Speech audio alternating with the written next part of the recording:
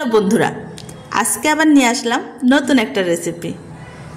যদিও এটা নতুন না, তবে অনেকেই এটা খাননি। ওল দিয়ে কাতলা মাছের ঝোল। ওল খেতে কিন্তু খুব মজা লাগে। ওল আমি বিভিন্ন রকমভাবে রান্না করি। এই ওল খেতে খুবই সুস্বাদু। এটা আমাদের বাসার ওল। চলে যাই মূল রেসিপিতে। প্রথমে আমি একটা কড়াইয়ে সরষের তেল ইউজ করেছি, এটা অপশনাল। আপনারা ইচ্ছা করলে এখানে সয়াবিনের তেল ইউজ করতে পারেন। তেলটা গরম হয়ে গেলে এখানে আমি বাটা মশলা ইউজ করেছি, রসুন পেস্ট, আদা পেস্ট, পেঁয়াজ পেস্ট। এখানে আমি কোনো প্রকার কাটা মশলা ইউজ করি নাই, সবটাই পাটাই বেটে রান্না করছি।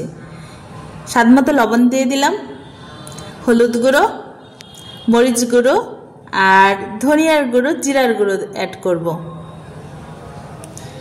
ঝাল আপনাদের ইচ্ছা মতো, যে যেরকম ঝাল খেতে পছন্দ করেন।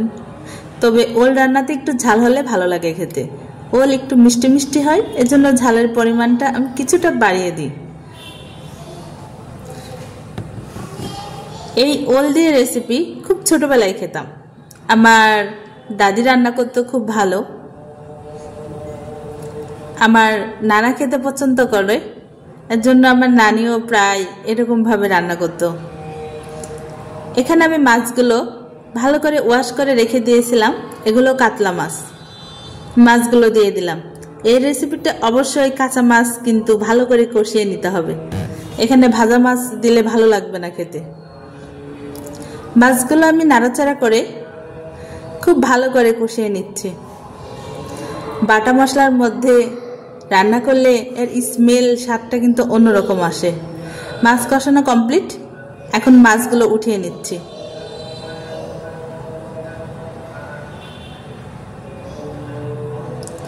মাছ উঠানো কমপ্লিট।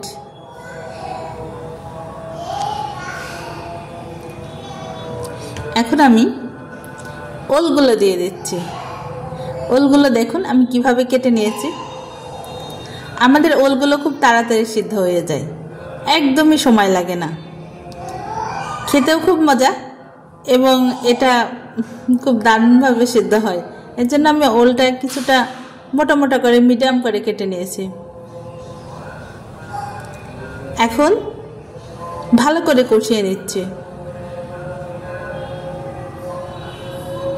হালকা একটু পানি দিয়ে কষিয়ে নেব, তাহলে ওলগুলো সিদ্ধ হবে আর এর মধ্যে বাটা মশলাগুলো চলে যাবে।